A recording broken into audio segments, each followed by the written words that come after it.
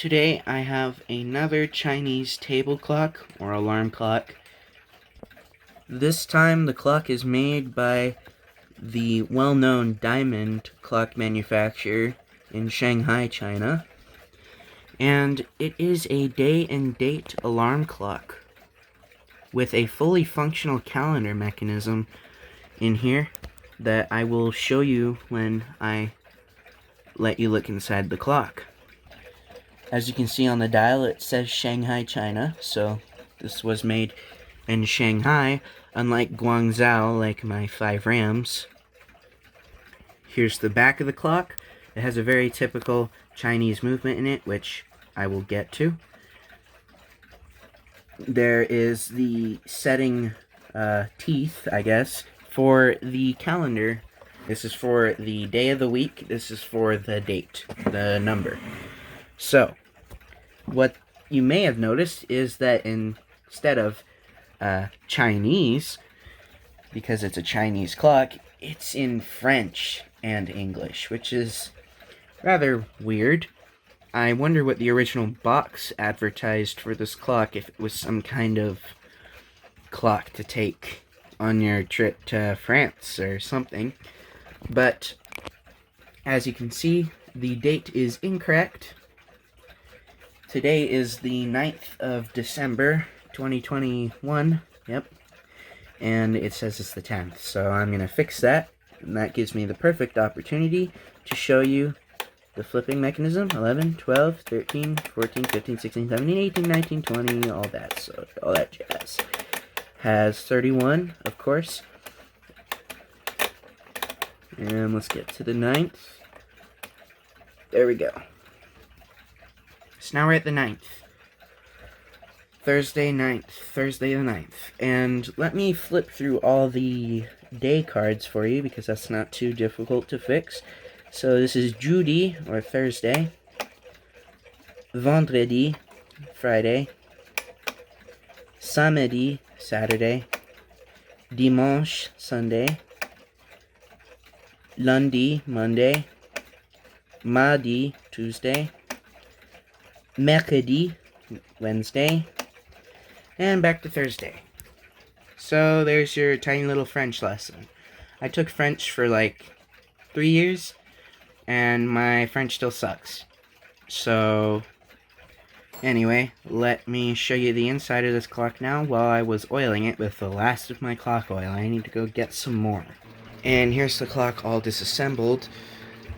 This whole little plastic shell here actually holds the self-contained unit, which holds the calendar mechanism and the movement.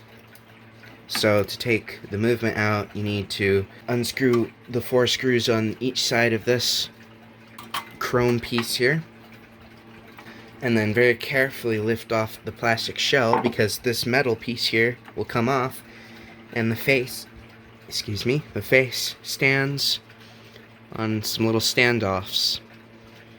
There's the dial with the calendar holes. So, much nicer than my 5 Rams, actually, in terms of serviceability, because you can actually take this movement out. My 5 Rams alarm clock has the movement riveted in. See, there are actually nuts that hold in this movement here. So you can take this movement out. The movement is a very typical mass-produced Chinese movement, because they are all about mass production and just reusing the same movement but in different clock designs, except this one, if I can get the lighting just right, this one was made in Shanghai, China, rather than Guangzhou like my 5 Rams. Okay, this is extremely difficult to do with one hand, but I wanted to show you how the calendar function works. It is an automatic calendar, to my surprise. I thought it would be a really cheap mechanism where you just go back every night and change the calendar manually, but no. It actually has a full calendar system. So this wheel right here, this brass wheel, rotates once every 24 hours. So right now, this cam, it's at around 11:55, I would say. And as I advance the time to midnight, we're going to see the calendar change. Okay. There we go. And the top says dimanche in French, and that's Sunday, which is in red, which seems to be a common theme for Chinese clocks. They like to put their weekend days in different colors. Saturday is green, as you probably saw. So it's Sunday the 13th there. And there is the blue alarm dial. So the movement is now all oiled up, and it's ready to go back in the case. This is where I'm going to put it, on top of the Seth Thomas column clock, or OG or Ogi clock, if you will. It's basically just a variant of an Ogi clock, but anyway, back to the subject of the video. I actually imported this clock from Australia, so it's from quite a far distance from where I am. And it's interesting how clocks can just go all over the world like that. But that's with anything.